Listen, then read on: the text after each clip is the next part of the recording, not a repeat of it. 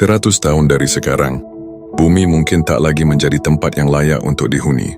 Polusi meracuni udara, kota-kota besar tenggelam oleh naiknya permukaan laut, dan teknologi yang kita ciptakan justru menjadi ancaman bagi keberadaan kita.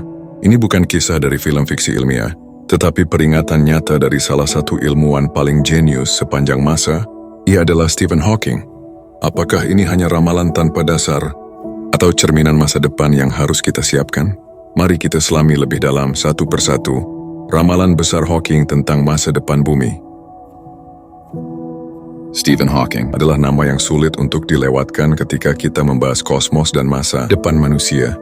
Ia adalah seorang fisikawan teoretis, kosmolog, dan penulis yang melampaui keterbatasan fisik akibat penyakit ALS. Meski tubuhnya lumpuh, pikiran Hawking mampu menjelajah sudut-sudut terjauh alam semesta. Namun ia bukan hanya seorang ilmuwan yang sibuk menjawab pertanyaan kosmis. Hawking juga seorang visioner yang berani meramalkan masa depan umat manusia, termasuk peringatan besar. Manusia mungkin hanya memiliki waktu 100 tahun lagi di bumi jika kita tidak mengubah cara hidup kita. Apa maksud dari peringatan ini? Dan mengapa Hawking yakin bahwa kita sedang menuju kehancuran? Mari kita bahas. Bagian 1. Ramalan besar Hawking tentang masa depan bumi. Stephen Hawking adalah sosok yang tidak pernah berbicara tanpa dasar. Ramalannya tentang masa depan bumi didasarkan pada pengamatan mendalam terhadap ilmu pengetahuan, tren global, dan cara manusia memperlakukan planet ini. Dari sekian banyak pandangannya, ada 3 hal yang ia tekankan sebagai ancaman terbesar bagi kelangsungan hidup kita. 1. Perubahan iklim yang tak terkendali. Pemanasan global adalah bom waktu, kata Hawking. Ia percaya bahwa jika kita tidak segera menghentikan emisi karbon dan merusak ekosistem, bumi akan berubah menjadi planet yang sangat mirip dengan Venus. Suhu ekstrim, atmosfer beracun, dan tidak ada kehidupan. Hawking merujuk pada fakta bahwa suhu rata-rata global terus meningkat setiap tahunnya. Aktivitas manusia seperti pembakaran bahan bakar fosil, deforestasi, dan konsumsi berlebihan menghasilkan gas rumah kaca yang memerangkap panas di atmosfer. Dampaknya, gunung es di kutub mencair lebih cepat, menyebabkan permukaan laut naik. Kota-kota pesisir seperti Jakarta, Venesia, hingga Miami menghadapi risiko tenggelam dalam beberapa dekade mendatang. Lebih dari itu, cuaca ekstrem menjadi semakin sering terjadi. Badai lebih kuat, kebakaran hutan lebih masif, dan kekeringan melanda wilayah yang sebelumnya subur. Bagi Hawking, perubahan iklim bukan hanya masalah lingkungan, tetapi juga ancaman langsung bagi kehidupan manusia. Jika suhu terus meningkat, hasil panen akan menurun drastis, sumber daya air akan habis, dan konflik global akan meningkat karena perebutan sumber daya. 2. Bahaya kecerdasan buatan, artificial intelligence. Stephen Hawking pernah mengatakan, bahkan manusia paling pintar di bumi bisa kalah oleh kecerdasan buatan. Baginya artificial intelligence adalah pedang bermata dua. Di satu sisi, potensi teknologi ini luar biasa. Artificial intelligence dapat membantu memecahkan masalah besar, seperti mendiagnosis penyakit dengan akurasi tinggi, menciptakan kendaraan tanpa pengemudi yang lebih aman, dan meningkatkan efisiensi energi.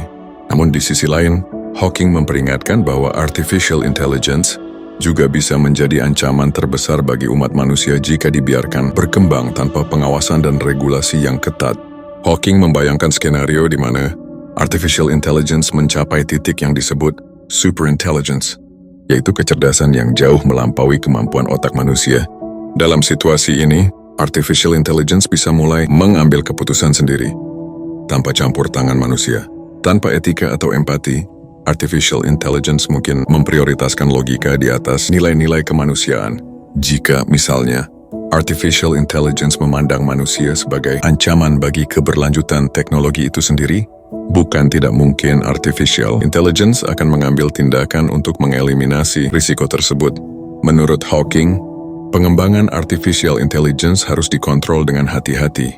Teknologi ini harus diarahkan untuk melayani umat manusia, bukan menggantikannya atau mengambil alih fungsi kritis yang melibatkan keputusan etis. Tanpa regulasi yang jelas, artificial intelligence bisa menjadi revolusi terakhir manusia, bukan sebagai pencapaian, melainkan awal dari kehancuran. 3. Overpopulasi dan krisis sumber daya. Hawking juga mengungkapkan keprihatinannya tentang jumlah populasi manusia yang terus meningkat. Dengan lebih dari 8 miliar orang di dunia saat ini, kebutuhan akan sumber daya semakin melampaui kemampuan bumi untuk menyediakannya. Tanah subur semakin sedikit karena urbanisasi dan pembangunan. Air bersih, yang merupakan kebutuhan dasar manusia, semakin sulit diakses di banyak tempat. Produksi makanan pun terancam oleh perubahan iklim yang mengganggu pola cuaca dan merusak ekosistem yang mendukung pertanian. Hawking percaya bahwa dengan gaya hidup manusia yang cenderung konsumtif, bumi tidak akan mampu menanggung beban ini lebih lama lagi jika tidak ada perubahan. Konflik karena sumber daya seperti air dan makanan akan semakin sering terjadi.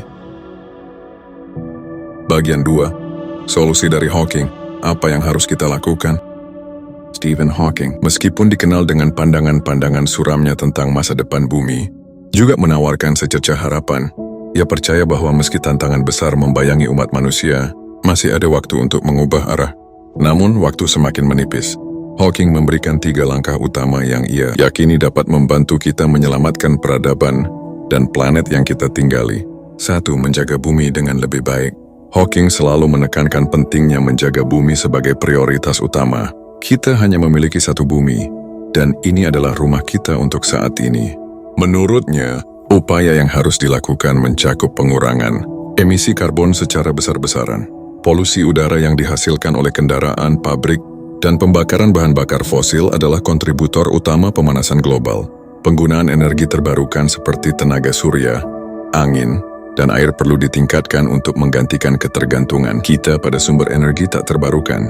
Selain itu, langkah kecil seperti mengurangi penggunaan plastik sekali pakai, menghemat energi di rumah, dan beralih ke transportasi umum bisa memberikan dampak besar jika dilakukan secara kolektif. Hawking juga menyerukan perlindungan terhadap hutan yang berfungsi sebagai paru-paru dunia. Deforestasi yang masif tidak hanya merusak ekosistem, tetapi juga mempercepat perubahan iklim dengan mengurangi kemampuan alam menyerap karbon dioksida. Hawking percaya bahwa tindakan ini harus dimulai dari tingkat individu hingga kebijakan global. Tanpa komitmen bersama, kita tidak akan mampu menghentikan laju kerusakan lingkungan yang semakin cepat. 2. Mengembangkan teknologi yang bertanggung jawab. Teknologi, terutama kecerdasan buatan, artificial intelligence, adalah salah satu peluang terbesar sekaligus ancaman terbesar bagi umat manusia. Hawking berpendapat bahwa artificial intelligence harus dikembangkan dengan pengawasan ketat dan regulasi yang jelas. Tanpa batasan, artificial intelligence bisa menjadi alat yang berbahaya, mengancam pekerjaan manusia, hingga dalam skenario terburuk mengambil alih kontrol dari manusia. Namun, jika digunakan dengan benar, artificial intelligence memiliki potensi besar untuk membantu manusia menyelesaikan banyak masalah global. Contohnya, artificial intelligence dapat digunakan untuk memperbaiki sistem kesehatan, menciptakan solusi energi yang lebih efisien, dan bahkan memprediksi serta mencegah bencana alam. Hawking mengingatkan bahwa teknologi harus dirancang untuk melayani manusia, bukan menggantikannya. Oleh karena itu, penting bagi para ilmuwan, pemerintah, dan perusahaan untuk bekerja sama, memastikan bahwa pengembangan teknologi dilakukan dengan hati-hati. Ini termasuk membangun sistem etika yang jelas dalam penerapan teknologi, sehingga artificial intelligence dan inovasi lainnya tidak menjadi ancaman, melainkan alat yang memperkuat kemanusiaan. 3. Menjelajah luar angkasa. Hawking juga menyatakan bahwa kelangsungan hidup manusia mungkin memerlukan langkah yang lebih radikal, mencari rumah kedua di luar angkasa. Ia melihat eksplorasi planet seperti Mars sebagai langkah penting untuk memastikan kelangsungan spesies manusia. Namun Hawking tidak pernah melihat kolonisasi planet lain sebagai solusi yang menggantikan upaya menjaga bumi. Sebaliknya, ia mengingatkan bahwa menjelajah luar angkasa adalah langkah antisipatif jika suatu hari bumi benar-benar tidak dapat dihuni. Teknologi eksplorasi luar angkasa harus dikembangkan, bukan untuk melarikan diri dari tanggung jawab kita terhadap bumi, tetapi sebagai bentuk perlindungan bagi generasi mendatang. Bagian 3. Mengapa kita harus peduli sekarang? Kita sering berpikir, masalah seperti ini adalah urusan generasi mendatang. Seakan-akan kita masih punya banyak waktu untuk memperbaiki segalanya. Tapi kenyataannya, ramalan yang Stephen Hawking sampaikan sudah mulai terlihat di depan mata kita. Bahkan sekarang, lihatlah kota-kota pesisir di dunia. Jakarta misalnya, kota ini terus berjuang melawan ancaman banjir yang semakin sering dan parah. Dengan permukaan laut yang terus naik akibat pemanasan global, kota ini dan kota-kota pesisir lainnya bisa tenggelam jika kita tidak segera bertindak. Lalu ada hutan Amazon. Hutan ini sering disebut sebagai paru-paru dunia Tapi paru-paru itu terus-menerus ditebang dengan kecepatan yang mencengangkan. Deforestasi masif ini memperburuk polusi udara, mempercepat perubahan iklim, dan mengganggu keseimbangan ekosistem global. Dan teknologi, kecerdasan buatan mulai mengambil alih lebih banyak aspek kehidupan kita. Pekerjaan manusia mulai digantikan. Tanpa regulasi yang jelas, teknologi ini bisa berkembang di luar kendali kita, menciptakan ancaman baru yang mungkin belum kita bayangkan sebelumnya. Ramalan Hawking bukan lagi cerita fiksi ilmiah. Ini adalah kenyataan. Kenyataan yang harus kita hadapi sekarang juga, sebelum konsekuensinya semakin besar dan tidak bisa dibalikkan. Hawking tidak menyampaikan peringatan ini untuk menakut-nakuti kita. Sebaliknya, ia memberi kita kesempatan untuk berubah, untuk bertindak, untuk memperbaiki kesalahan. Pertanyaannya sekarang, apa yang bisa kita lakukan? Bukan hanya untuk kita sendiri, tetapi juga untuk generasi berikutnya. Waktu terus berjalan, dan jawaban kita akan menentukan masa depan yang akan mereka warisi. Stephen Hawking adalah suara peringatan bagi kita semua. Ia tidak hanya memberitahu apa yang salah, tetapi juga menunjukkan apa yang bisa kita lakukan. Pertanyaannya sekarang adalah, apakah kita akan mendengarkan?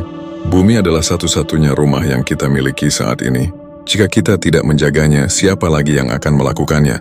Mulailah dari hal kecil. Kurangi plastik, gunakan energi terbarukan, edukasi diri dan orang-orang di sekitar. Tindakan kecil kita hari ini adalah penentu masa depan. Masa depan bukan hanya milik kita, tetapi juga milik generasi setelah kita. Dan keputusan ada di tangan kita sekarang.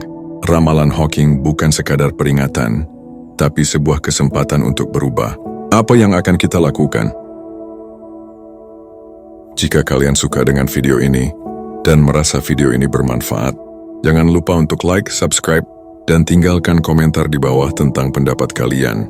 Sampai jumpa di episode berikutnya.